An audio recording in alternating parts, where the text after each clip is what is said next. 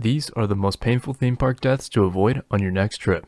Number 1. A 17-year-old boy had an absolute blast at the Six Flags Park in Georgia. He was with his family and a group from his church where he had a friend to tag along with him. He hopped on the Batman roller coaster where 32 people can ride at a time. He went through the ride and realized that he had lost his hat. Determined to find his hat, he and his friend looked for it at the bottom of the roller coaster. They both hopped 2 6-foot fences to get to the area where his hat is. Finally, after he found his hat, the boy was ready to return onto other fun rides at the park, until the roller coaster approached him at 50 miles per hour. Asia LeSean Ferguson was decapitated from the Batman ride at Six Flags. The fences they hopped over had signs stating that it was off limits and that it was dangerous. Nobody else was hurt when the boy was struck, and the ride was shut down after the accident, in respect for the family.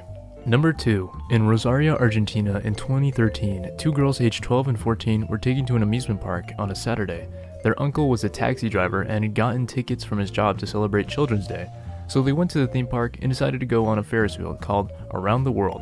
The girls and the parents were waiting in line for the next ride to get on the Ferris wheel, and their turn was next, when suddenly one of the gondolas fell from above and crushed the 2 girls. A harness came loose and the gondola swung, then fell from 20 meters. Ambulances and patrol cars from the Rosario Police Department arrived at the scene, which confirmed 2 fatalities and 7 injured. This accident shocked the city once again after a gas leak killed 14 people the week before. 3 months after the incident, the manager of the International Park was charged with negligent homicide. Number 3. In San Luis Potosí, Mexico, a 39-year-old woman was at an amusement park on the 22nd of August 2024. She wanted to go on a Ferris wheel and enjoy the view from the ride, and so she did. One of the people waiting in line decided to take out their phone to record the ride, likely to keep as a memory they were at the fair that day. Then there were screams coming from the line. A woman was hanging onto a gondola. She began to lose her grip and fell from 20 meters, hitting a beam and landing on her head. She was dead on the scene, and her body was transported by forensic experts. It turns out there were 2 different stories of what happened that day. One story indicates that she tried to get off at the end of the ride, but the operator didn't pay attention whether she completely got off and kept the ride going. The second story states that she had been on the ride but the doors weren't closed properly and she ended up falling out the gondola that way. I wasn't able to find any source that led to any sort of negligence charge, only that the governor of the state instructed an investigation and support to the family of the accident. Number 4. A groundskeeper named Samuel Guyton is at work at the Six Flags amusement park in Georgia. He's doing his usual business, keeping the area clean, attractive, and safe for the customers to enjoy at the park. The 58-year-old man was getting his work done when suddenly a 14-year-old girl's leg hit him at 50 miles per hour. Samuel was below a roller coaster ride, and the dangling legs of a girl had hit him in the head. He was transported by paramedics to a hospital, where the blow caused his death from heart failure. Turns out nobody knew why Samuel had gotten into the locked and restricted area that was below the Batman ride at Six Flags, where the signs clearly stated no employees could enter at all times. Number 5. It was 1997 in Oklahoma at Bell's Amusement Park. A 14-year-old boy named Patrick Kurek was at the fairgrounds with his family. It was a day where the park was promoting a ride from the coaster for the cost of only 25 cents, so the place was packed. He decided to go on a roller coaster called the Wildcat, a roller coaster ride that could hold 4 people in a car and would have the basic components of an average roller coaster. Patrick is allowed by his parents to go on the ride and is ready to have a thrill with other passengers. The car began to slowly climb up the hill and was about to reach the peak when a crack was heard and it started to go backwards. Suddenly, the car was hurling down the 13-meter slope into the upcoming car behind them, where they crashed and Patrick and 2 other passengers were ejected on impact. He fell from the ride onto his head, hitting a metal bar. Emergency workers pronounced him dead from blunt head trauma. The 2 other passengers that had fallen out of the cart were taken to the hospital but survived with minor fractures. The anti-rollback device on the car had a part made of plastic that was not approved by the manufacturers.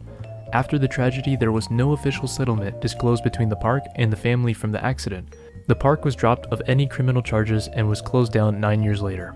While I was researching this accident, I came across a comment claiming to be an employee from the park. He went into detail that the day the accident occurred, the 14-year-old boy and another kid had been aggressively shaking and moving the car before it had rolled back, stating that even if the park ordered the same kind of plastic it should have, it would have broken the plastic anyways. It made sense to me since the park was dropped from charges. However, I can't confirm if this was true since it was a comment on a YouTube video, but I'd figure it was worth mentioning.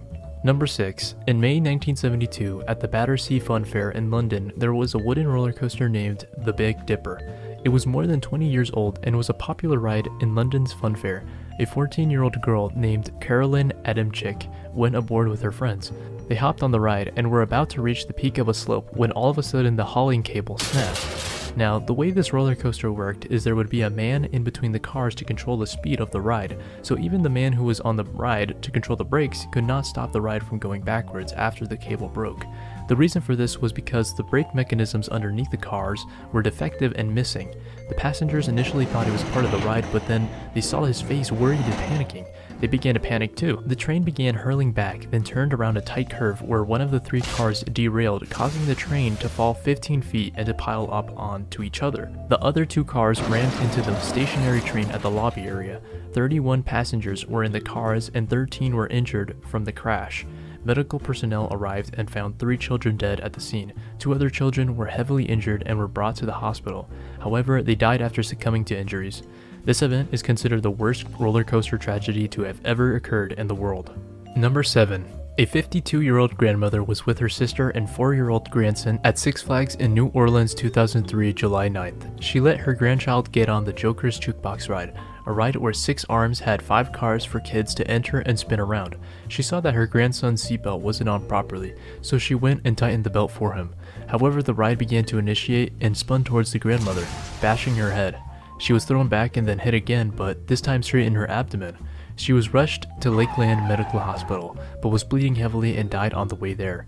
She had sustained a crushed pelvis and broken ribs where a bone fragment from her rib severed a major artery. It wasn't clear how she got so close to the ride before it was about to start, as there were gates to prevent customers from getting in the area.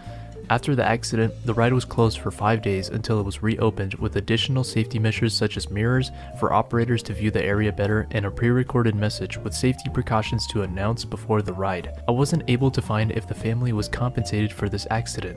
However, 20 years later, it was abandoned because Hurricane Katrina flooded the area, and the ride in 2025 looks like this. Number 8. In 1997, a senior class from Napa High School was at Waterworld USA Park in California. They talked about how they wanted to break a senior class record for how many people they could fit in a water slide at one time. This was because the school had a tradition every year where the seniors would have a final trip to enjoy with their classmates to a water park. The previous record set the year before was 60 people on a slide at once. They stayed at the water park as usual, having fun going down the slides with their friends until an announcement was made calling students from the high school to return to their buses. This is when they all gathered to the top of the bonsai pipeline slide, which stood at 40 meters above the ground. Multiple students maneuvered past the lifeguard and began stacking themselves on the slide. The lifeguard blew his whistle and demanded the students to stop, but they kept on flooding the slide. He called security to get students under control until a loud noise was heard from the slide. The fiberglass holding the slide tore apart and opened the students into a free fall over 15 meters. 32 students fell into the park below, landing on flower beds, bushes, concrete, and beams holding the slide together. The group of seniors were seriously injured. Customers and employees went to each student and performed first aid. Ambulances arrived and each teen was transported to 9 different hospitals due to the high volume of victims. 17-year-old Quimby Gilotti was the only senior that died from the fall. She sustained major head trauma and her chest was crushed, dying 45 minutes after the accident. The water park was not at fault for the incident because the water slide was not being used as intended. However, they still ended up paying over $4 million in settlements to the families to stop legal disputes. Now, why didn't the accident occur sooner if it was a school tradition to fit so many people in a slide? It's because the school usually chose a different water park that had slides mounted on a hill, making it structurally unable to collapse as it did at Waterworld. Number 9. In Edmonton, Canada, 1986, the largest indoor 3-loop roller coaster is located within a shopping mall at Fantasyland Park. The roller coaster was called the Mindbender, a ride where its top speed was 60 miles per hour with 4 cars that could hold 4 people. On June 14th, the ride was closed temporarily for 30 minutes to fix one of the cars by an engineer. After it was opened, passengers went on board to enjoy the ride. They were having a thrill for the first half of the ride as any other roller coaster should. Almost about to finish the minute-and-a-half journey, they began to hear noise coming from the last car. The last car had derailed off of the coaster's track and lost its wheels. The lap bars, the only thing securing the passengers safely on the ride, suddenly malfunctioned and raised up from the passengers' legs. This sent the passengers flying from the momentum on the ride. 3 of them were killed from the impact on the cement floor, 1 colliding with a concrete pillar. The only surviving passenger in the car, named Rodney Shako, shattered his legs, every rib on his left side, crushed half of his left shoulder, broke his lower back and pelvis. He was lucky to have survived, but he had been permanently affected by the accident, retiring early and taking painkillers and medical marijuana consistently decades later. He received an undisclosed settlement from the mall and still remembers his friend who died on the ride. The ride was closed for more than a year after, where it reopened in 1987 with several modifications to the cars such as seatbelts, an anti-rollback mechanism, and a train reduction of 3 cars. The roller coaster was decommissioned in 2022 and no longer exists at the mall. Number 10. It was a beautiful day in Shenzhen, China on June 29, 2010. Families went aboard on an indoor ride called the Space Journey Ride. There were 12 cars that could hold 4 people at a time. The cars would spin from the base mechanism like a helicopter, except the cars would move up and down from a pole to simulate a spaceship taking off. All was going well in the usual routine for EcoVenture Valley amusement park, when one of the cars broke off. It fell from around 12 meters and landed near the exit of the ride, which will be unfortunate later. The car had landed on an unconfirmed object to make it catch on fire. The ride eventually stopped and the passengers were now in a situation where smoke was filling up the building. The scene was chaotic. The passengers needed to get out, but with the door blocked by the fallen car, they could barely make it through one at a time. Emergency services had to break in, where they saved as many passengers as they could, but many dozens of passengers were passing out from the smoke. They transported unconscious passengers from the area, and at the end of the accident 6 people had died, 4 from the ride breaking off and 2 inhaling smoke. The accident was caused by the car breaking off the ride's arm. Engineers overestimated the amount of weight the arms could hold on the ride. Each car weighed around 5 tons, and the car that fell from the ride had passengers weighing heavier than the ride would usually hold. The manufacturers that made the ride were a knockoff company, where they would make existing rides and duplicate them with a cheaper price. This ride was actually a unique ride produced by the knockoff company, so it's likely another reason why the accident occurred. No lawsuit was disclosed to the company that built the ride, and they continued to make rides in 2025. The amusement park compensated the affected families to avoid any lawsuits. Keep in mind, theme park accidents are very rare and shouldn't keep you from enjoying them. As long as rules are being followed and a well-maintained park is in place, you're more likely to get struck by lightning than to die by an accident.